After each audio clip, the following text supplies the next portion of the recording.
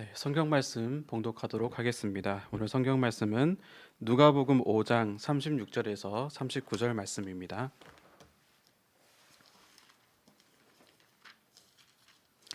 누가복음 5장 36절에서 39절 말씀을 제가 봉독하도록 하겠습니다. 또 비유하여 이르시되 새 옷에서 한 조각을 찢어 낡은 옷에 붙이는 자가 없나니 만일 그렇게 하면 새 옷을 찢을 뿐이요 또 새 옷에서 찢은 조각이 낡은 것에 어울리지 아니하리라.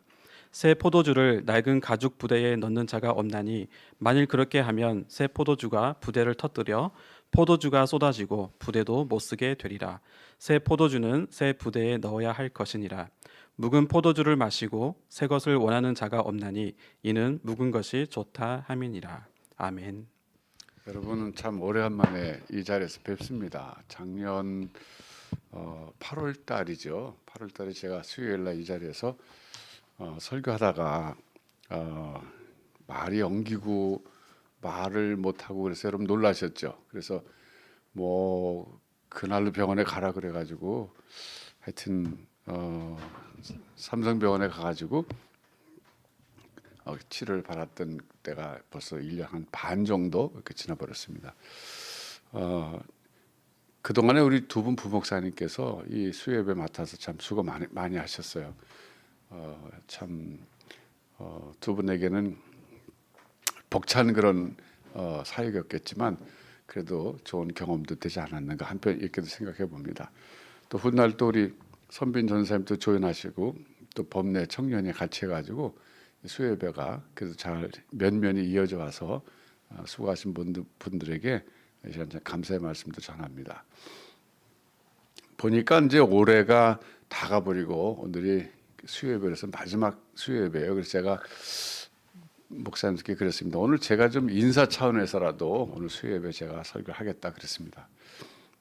그저 여러분께 제가 오늘 서서 지난 1년 반 전에 놀래게 해드린 것을 참 이제 괜찮다고 말씀드리고 싶어요. 제가 마침 오늘 또 그 삼성병원에 정기 검진하는 날이었어요. 이제 오늘 6개월 만에 갔는데 뭐 괜찮답니다. 그 처방해 준 약을 잘 먹었더니 뭐 심전도 검사도 뭐 정상이고 또 엑스레이를 찍더라고요. 제가 의사 선생님한테 물어봤어요. 왜 엑스레이 찍습니까? 그랬더니 심장의 크기가 뭐 변화가 있는가 보려고 찍었대요. 보더니 뭐 괜찮다고. 그래서 심장이 크면 나쁜 거냐 했더니 나쁜 거라 그러더라고요. 어쨌든 괜찮다 그래서 오늘 또 약도 받아 갖고 왔습니다. 그래서 여러분들에게 제가 이제 괜찮다고 말씀도 드릴 겸 이렇게 인사 삼아 이렇게 오늘 섰습니다. 그러면서 이제 무슨 말씀을 전할까 생각하다가 좀 새롭게 하고 싶다 그런 생각이 요즘 되게 많거든요. 그래서 오늘 본문 우리 주님 하신 말씀이죠. 새 포도주는 새 부대 이 말씀이 생각나서 이 말씀 가지고 우리가 좀 새해에는 좀 새롭게 한번 살아보자 뭐 이런 말씀을 좀 드리고 싶어요.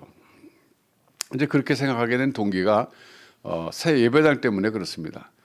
예배당을 새로 짓게 되고 나니까 점점 이제 제가 생각할 때 뭔가 좀 예배당이 지어지면 이제 새롭게 사역을 해야 되지 않는가 이런 생각이 자꾸 드는 거예요. 왜냐하면 현실이 그렇잖아요. 지금은 천막 교회에서 그래서 주일 예배 딱 한 번 드리고 마는데 새 예배당에 가서 그럴 수는 없지 않겠어요? 그러니까 적어도 예배가 9시 예배 또 11시 예배도 또 드려야 될 것이고 또 오후에는 또 중국 예배도 또 드리게 될 것이고 또 주중에 또 뭐 수요 예배도 또 해야 될 것이고 또 제가 전에 설교 시간에 말씀드렸지만 금요일 날 또 철야 기도도 해야 되고 뭐 당연히 또 새벽 기도는 늘 해야 될 것이고 뭐 여러 가지 많은 변화가 있지 않겠습니까? 그래서 생각을 하게 됩니다. 어떻게 그러면 이 예배나 또 사역들을 새롭게 할 수 있을까 이런 생각을 하게 되는데 여러 가지 하나님 주신 또 좋은 생각도 있고 아이디어도 있습니다만 좀 더 앞으로 잘 우리 목사님과 상의하고 장로님과 또 의논해가지고 교회를 한번 새롭게 좀 이끌고 나가고 싶은 생각이 좀 듭니다. 이제 그러면서 저는 오늘 여러분들에게 여러분이 하는 일들 뭐 직장 일이든 또 가사 일이든지 간에 어떤 일이든지 간에 새해는 좀 새로운 방식으로 해보시면 좋지 않을까 이런 생각이 좀 들어서 이 말씀을 좀 나누려고 합니다. 제가 아주 오래전에 책을 봤는데 그 영어로 이제 New Wineskins,라 그러죠. 그게 새 가죽 부대란 뜻이죠. 영어로 New Wineskins. 그게 이제 미국 사람이 쓴 책이었는데 뭐 교회 사역을 할 때 늘 새롭게 해야 된다는 거 강조한 그런 책이었어요. 제가 그때 이제 뭐 막 신학을 시작하고 있었던 때라서 그 책이 제게 굉장히 임팩트가 아주 컸습니다. 맞아, 새롭게 해야지. 그러면서 이제 사역을 할 때 이것이 최상의 방법인가 이런 생각을 늘 하게 됐습니다. 예수님께서 하신 말씀도 그거죠. 구약의 율법과 예수님 새로 주신 율법은 이건 뭐 소위 세계명이란 말씀하지 않았습니까? 그러니까 이 세계명을 너에게 준다. 예수님이 오심으로써 이제 새로운 영적 시대가 열렸다. 이제 그런 차원에서라도 주님께서 이제 새 포도주 얘기를 하신 거죠. 여러분 이제 그 전통을 지키는 것이 상당히 그 가치가 있긴 합니다. 근데 때로는 그 전통 때문에 발전하지 못하는 경우도 있죠. 그래서 우리가 그 참 잘 조화를 이뤄야 될 것 같아요. 교회라고 하는 것은 하나의 그 전통적으로 이어져 내려온 그 조직입니다. 그러다 보니까 교회 안에는 많은 전통이 있어요. 그 전통을 지켜야 되는가, 전통을 또 발전시켜야 되느냐, 이 참 갈림길에 서서 생각할 때가 많습니다. 여러분 이제 그 비근한 예로 전통을 지킬 때 문제가 되는 경우도 있는데 그 일본의 경우가 좀 그런 것 같아요.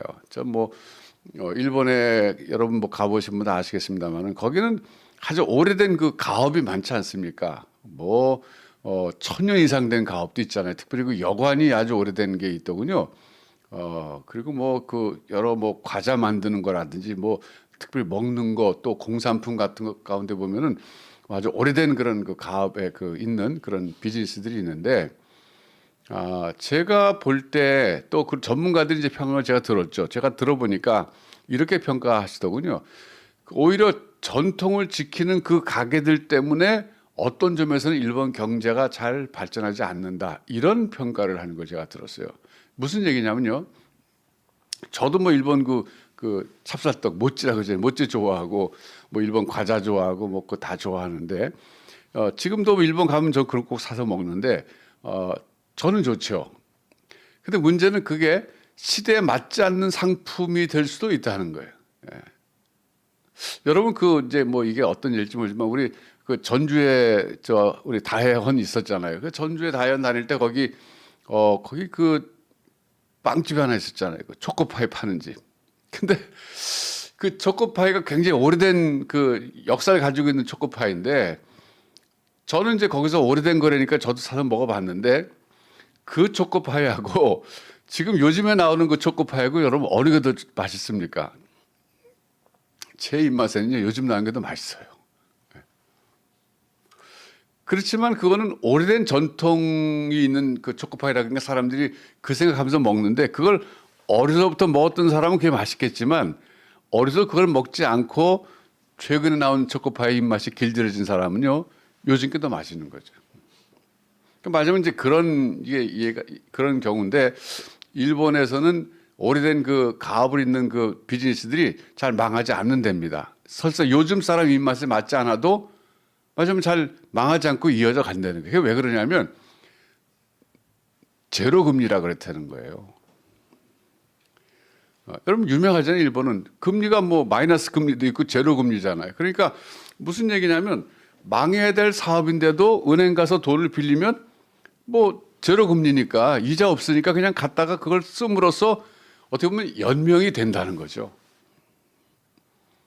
그러니까 차라리 어떤 점에서는 그냥 사회 어떤 그 법칙에 의해서 그냥 도태돼야 될 사업인데도 계속적으로 자금이 들어오니까 은행에서 빌려주고 뭐 이자 안 받으니까 그냥 근근히 이어져 간다는 거예요. 그래서 어떤 경제 전문가 하는 얘기를 들으니까 그것이 일본에는 지금 망해야 될 사업이 많은데 오히려 망하지 않고 거기 계속 돈이 글로 가고 그러니까 이게 경제 발전에 도움이 안 된다. 그런 얘기하는 걸 제가 들었어요. 여러분 교회도요 굉장히 많이 변화됐습니다. 그러니까 변화된 시대에 그 흐름을 따라가지 못하면 사실 교회도 뭐 세상적으로 말하면 도태될 수밖에 없는 거죠. 여러분 그 요즘에 우리 이제 교육자들과 우리 장로님들이 모여서 의논하는 것 중에 하나가 뭐냐면 이 다해방 조직입니다. 이 다해방이라고 하는 것은 소위 말하면 이제 구역이잖아요. 여러분 생각해 보세요. 오래전부터 교회 다니시는 분들은 아마 아실 겁니다. 이 구역이라고 하는 것은 지역적으로 나눴습니다. 옛날에는 뭐 사실 차를 타고 교회 다니지 않았습니다. 뭐 그다 동네 교회 다녔죠. 그리고 웬만하면 다 걸어 다녔죠. 조금 멀면 버스 타고 다녔지만 뭐 그렇게 뭐 멀리선 잘 안 다녔어요. 그러니까 교회에서 성도들을 관리하기 위해서 그냥 구역으로 지역을 기준으로 해서 나누면 그건 뭐 정확하게 나눠지는 거예요. 근데 요즘의 교회 생활은 어떻습니까? 거리가 이제 자동차 때문에 없어져 버렸죠.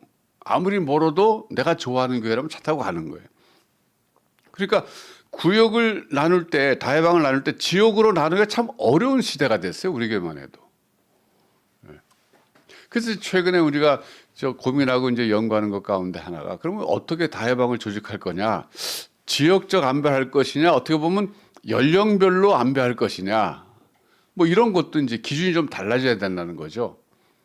그러다 최근에는 그러면 차라리 취미나 공동 관심사가 있는 사람들끼리 모여서 거기서 영적인 교제를 하면서 그런 의미 있는 활동을 같이 하면 그것이 영적인 친교가 되고 성도 간의 교제가 돼서 좋지 않겠는가 이런 생각도 좀 하게 됐어요. 근데 비단 우리 교회만의 문제가 아닙니다. 이건.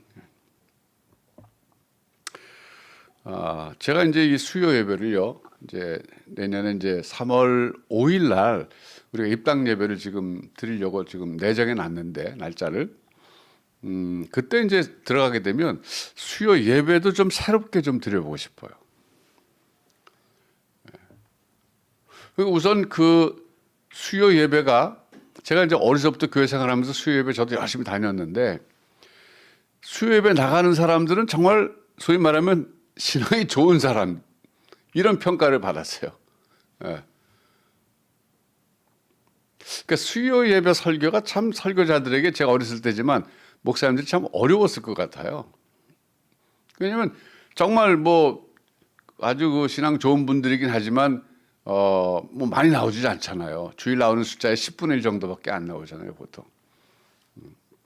근데 똑같이 준비를 해야 돼, 설교를. 그것도 쉽지 않은 거잖아요, 그러니까. 그렇다고 적당히 할 수도 없는 거고. 그래서 뭐 수요 예배 나가는 것이 오죽 힘들면 옛날에 그러지 않았겠어요? 주님이 재림하실 때 아마도 수요일 날 저녁 예배 시간에 비 오는 날 오실 것이다. 이렇게 그런 얘기하면서 웃었었죠.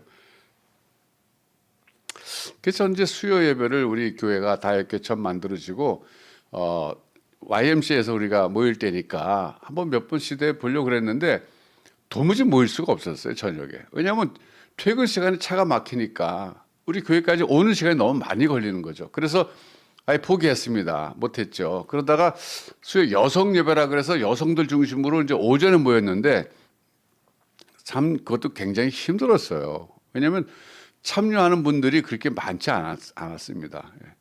사실 제가 수요 여성 예배 처음 시작할 때는 아마 제 머릿속으로 아마 이분도 나올 것이고 저분 나올 것이고 저분 나올 것이고 그랬는데 거의 제가 생각했던 분들이 안 나오셨어요. 그러니까 모임이 자체가 어려웠죠. 그래도 뭐 하나님 은혜로 참 헌신적인 분들이 계시고 또 이렇게 해서 해왔는데 그나마 이제 코로나 때문에 그것도 중단돼 버렸죠. 그 이제 3월 5일 이후에 우리가 입당 예배 드리게 되면 수요 예배도 저는 드리고 싶거든요. 근데 그냥 모이기 위한 모임은 저는 안 했으면 좋겠어요. 교회가 전통적으로 수요일에 모였다. 우리도 그냥 모이자. 이거 말고 좀 새로운 방법으로 수요 예배를 하고 싶습니다. 그래서 좀 생각하는 게 이제 수요 예배라는 말 대신에 수요 집회라는 말 쓰고 싶어요. 우선 예배 그러면 이거 종교적 의식이기 때문에 그 규격화된 순서에 따라서 우리가 하나님께 예배를 드려야 되니까 거긴 좀 그 자유로움이 없습니다. 그런데 수요 집회라 그러면 또 좀 달라지죠. 우리 하나님 앞에 모여서 예배라기보다는 그저 우리가 하나님께 찬양도 올려드리고 또 그리고 또 성경도 또 자연스럽게 강의할 수 있고 때로는 또 좋은 그 간증자를 초청해서 또 간증을 들을 수 있는데 이걸 혼자 하는 게 아니라 제가 혼자 하는 게 아니라 앞으로 이제 공식적으로 한번 인사드리도록 하겠습니다만은 북경의 박태훈 목사님, 상해에서 이제 이미 사역하시고 귀국하신 엄경 목사님, 이런 분들이 이제 우리 협동 목사님을 같이 오셔서 사역하실 텐데 거기다 이제 이해실 사모 해가지고 네 사람이 필요하면 다 말하자면 패널처럼 강대상에 올라 앉아가지고 거기서 신앙적인 토론도 거기서 같이 할 수도 있고 혹은 또 상담을 미리 질문하면 그걸 받았다가 또 신앙 상담도 그 자리에서 할 수 있고 저는 어떨 때 그런 생각했어요. 차라리 수요 예배 때 일방적인 설교보다도 성도들이 평소에 궁금했던 것을 물어보면 그걸 설교자나 목회자가 답변해 주는 것이 훨씬 더 실질적이고 유익하겠다 그런 생각했던 적이 있거든요. 예. 그러니까 뭔가 의무적으로 막 나는 정말 이거 습관적으로 내가 수요 예배 안 가면 안 돼 이런 강박관념에서 오기보다는 막 가고 싶은 모임, 막 참여하고 싶은 모임 이런 것이 돼야지 되지 않겠는가 했을 때 그런 그 상담도 말이죠. 평소에 궁금한 거 많잖아요. 뭐 설교 시간에 목사님 질문 있어요. 그럴 수 없잖아요. 그래서 수요일 날만큼은 주요 집회라는 이름을 하면서 얼마든지 현장에서도 질문할 수 있고 또 이제 유튜브로 해갖고 집에서 듣는 분도 계시도록 하고 그러면 그것이 좋지 않겠는가. 말하자면 이제 다양한 그런 그 내용을 가지고 수요일 날이 기다려지는 모임, 우리 성도들이 빨리 수요일 왔으면 좋겠다 이런 그 집회를 좀 하고 싶습니다. 그 여러분 이해를 위해서 기도해 주시고 같이 좀 많이 협력해 주시면 참 감사하겠어요.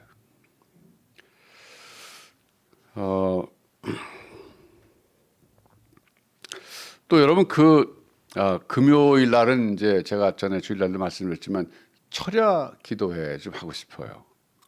좀 새로운 거죠. 요즘 철야 기도라는 말도 요즘 뭐 싹 사라졌잖아요. 그냥 금요 심야 기도회 이렇게 바꿨어요. 철야라는 말 없고 왜냐하면 철야하지 않으니까. 그러나 저는 그런 생각했어요. 제가 LA에 있는 그 은혜 한인교회 오렌지 카운티에 있는 그 은혜 한인교회를 갔는데 정말 거기는 뭐 예배당 너무 잘 졌어요. 굉장히 아름답게 잘 졌는데 제가 가장 감동받은 것은요. 그 예배당 한 그 장소를 따로 정해놓고 24시간 기도하는 방이 있었어요. 제법 컸어요. 참 그 방이 저는 부러웠어요. 거기는 기도하고 싶은 사람들이 언제든지 거기 가면 기도할 수 있어요. 여러분 우리가 살다 보면 정말 막 기도하고 싶은 때가 있잖아요. 문제가 생겼어요. 기도하고 싶은데 교회는 멀어요. 갈 수가 없어요. 동네 교회라도 좀 가서 기도하고 싶은데 가서 보면 대부분 문이 닫혀 있어요. 요즘에는. 문이 닫혀 있어요. 아쉽죠. 안타깝죠. 그래서 저는 언제부턴가 그런 생각이에요. 하나님 우리에게 예배당을 주시면 정말 24시간 기도할 수 있는 곳을 따로 정해놓고 싶다. 근데 이게 막상 현실적으로 안 되잖아요. 보안 때문에 안 되죠. 24시간 지킬 수 없잖아요, 누가. 그건 정말 하고 싶지만 안 되겠는데 그래도 금요일 날만큼은 좀 밤을 새서 기도하고 싶은 사람들이 와서 기도할 수 있는 곳, 일주일에 한 번 정도는 그렇게 기도할 수 있는 곳으로 활용하고 싶다 이런 생각이 좀 듭니다.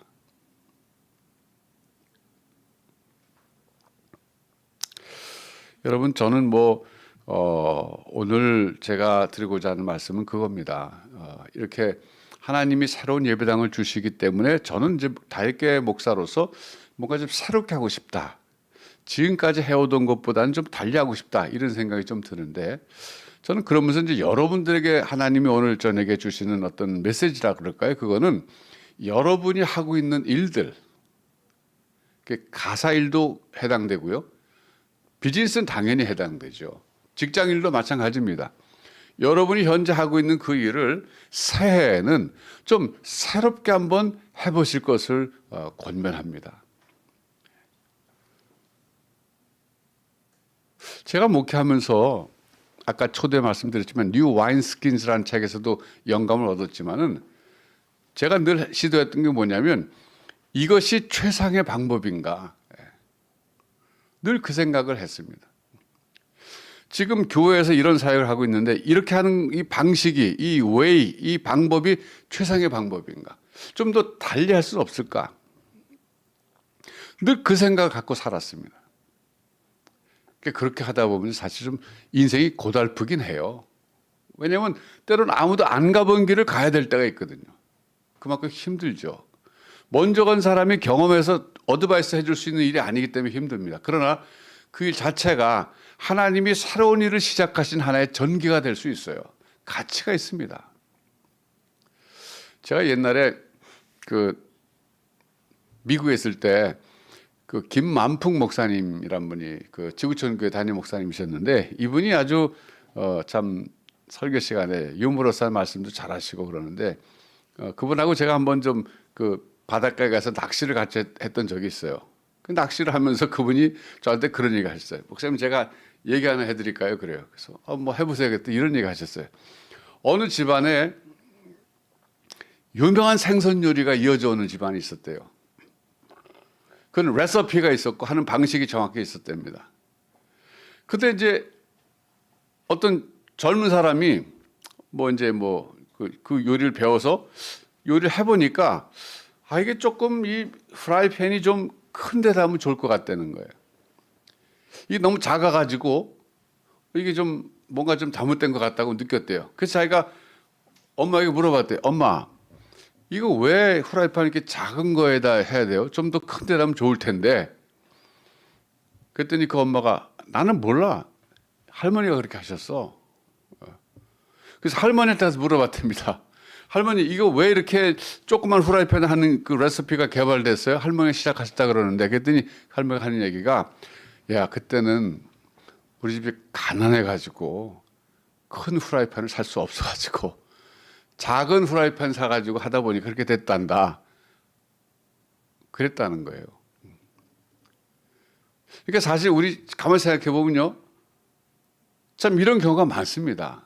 그러니까 전 세대로부터 이어져 온 어떤 일이 있어요. 교회 안에 그런 게 특별히 많습니다. 그런데 그게 왜 그런 방식으로 하게 됐는지를 몰라도 그것을 어기면 큰일 나는 것처럼 생각해서 하는 경우가 있어요. 그건 아니라는 거죠. 다시 한번 생각해 볼 필요가 있다는 거예요. 여러분 직장 일도 마찬가지예요. 특별히 비즈니스도 마찬가지입니다. 전해져 오는 그 어떤 그 비즈니스의 레시피가 있잖아요. 예. 근데 이걸 왜 이렇게 누가 이렇게 했을까 생각해 보지 않고 그대로 하는 사람은 발전이 없습니다. 근데 멈춰 서서 생각해 보는 거예요. 왜 이거 이런 식으로 했지? 이게 다른 방법으로 하면 더 좋을 것 같은데. 예. 이런 것이 필요하다는 거죠. 제가 예전에 그 유튜브에서 어느 교수님이 한국인의 특성에 대해서 하는 얘기를 제가 읽고 막 정말 같이 웃었던 적이 있었는데 이런 얘기였어요. 한국 사람들은 새로운 뭐죠? 그 전자제품 같은 게 나오고 그러면 그걸 120% 쓴답니다. 어떻게 가능하냐? 매뉴얼대로 하지 않기 때문에 그렇대요. 보통 이제 서론 전자제품이나 이런 거 만들었을 때 나오는 매뉴얼은 그 기능을 80%만 쓰는 정도로 만들어낸대요. 매뉴얼을 기록한대요. 근데 한국 사람들은 그걸 쓰다 보면 이거 왜 이렇게 쓰지? 이렇게 하면 더 좋을 텐데 매뉴얼을 무시하고 자기가 생각하는 대로 쓰다 보니까 120%까지 쓸 수 있대요. 그래서 한국이 발전한다는 거예요. 거기 비해서 일본 사람들은 철저하게 매뉴얼대로 한다는 거예요. 그래서 한계가 있다는 거죠. 여러분, 오늘 이제 한 해가 다가고 새해가 다가오고 있는데 여러분 금년 1년 정말 힘드셨죠. 뭐 비즈니스도 그렇고 뭐 인생 자체가 이 코로나 때문에 코로나의 포로가 되고 뭐 그러다 보니까 경제적으로도 압박 속에 살고 너무너무 힘들었는데 이제 새해는 좀 희망적인 해가 됐으면 참 좋겠어요. 뭔가 좀 우리가 개인적으로 하는 일들도 좀 우리가 새롭게 하면 좋겠습니다. 여러분 이제 연말이니까 여러분 오늘 제가 뉴 와인스킨스 얘기합니다. 새 술은 새 부대. 새해는 새롭게 여러분이 하고 있는 일, 그게 무엇이든지 간에 이것이 최상의 방법이었을까? 예. 왜 사람들은 이걸 이런 식으로 하라고 나에게 얘기해 줬지? 예. 그러면서 여러분 다시 한번 멈춰서서 생각해 보십시오. 예. 그리고 중요한 것은 하나님께 기도하세요. 하나님 제게 이 위즈덤, 지혜를 주세요. 이것이 뭔가 좀 새로운 방법을 하면 더 좋을 것 같은데 제게 지혜를 주세요. 연구하는 사람들은 더 기도 많이 하셔야 됩니다. 사업하는 사람들도 엄청나게 더 기도 많이 하셔야 돼요. 왜? 다 아이디어가 필요한 거예요. 이건 어떤 인스피레이션, 영감이 필요한 일들이잖아요, 전부. 그러니까 어떤 분은 그래요. 문제가 있어서 막 밤에 머리가 아파서 골치가 아팠는데 자고서 밤에 자고 깨어날 때 아이디어가 떠오른다는 거예요. 그럼 얼마나 좋겠어요. 그런데 대부분의 경우는요. 하나님 앞에 나가서 그 문제를 놓고 깊이 기도할 때 하나님이 영감을 주십니다. 그거에 맞들린 사람들은 기도 안 할 수가 없는 거예요. 여러분 그래서 새해에는 여러분이 하시는 일들 전부 하나님이 주시는 지혜로 새롭게 해가지고 그 분야에서도 많은 성과를 이뤄내는 이런 열매가 있으시기를 진심으로 바랍니다. 그리고 우리 교회가 새 예배당에서 모든 사역을 새롭게 할 때 여러분 적극적으로 이거 뭐 안 하던 거 왜 하지 그러지 마시고 적극적으로 여러분 참여해 주실 것을 또 부탁을 아울러 드립니다. 예, 그리고 또 한 가지 부탁은 최근에 연말인데 이 비대면 예배만 계속 드리는 우리 성도들이 참 많이 계시거든요. 예, 여러분 많이 그분이시라면 이제 좀 예배당에 좀 나오시면 참 좋겠어요. 이제는 다시 나와야 될 때입니다. 비록 천막교회지만 그래도 나와서 예배드리다가 우리 새 예배당에 같이 입당을 하면 참 좋겠어요. 여러분 주변에 그런 성도들 있으면 좀 권해주시고 또 신앙생활 어떻게 잘하고 있는지 또 연락도 좀 해주시고 그래서 우리가 연말에 우리 성도들 돌아보는 이런 시간도 좀 가졌으면 참 좋겠습니다. 새해는 하나님이 여러분 하는 모든 일들에 하늘로부터 새로운 그 지혜를 주셔서 놀라운 열매 맺는 성과 있는 그런 삶을 사시기를 주님의 이름으로 축원합니다. 기도하겠습니다.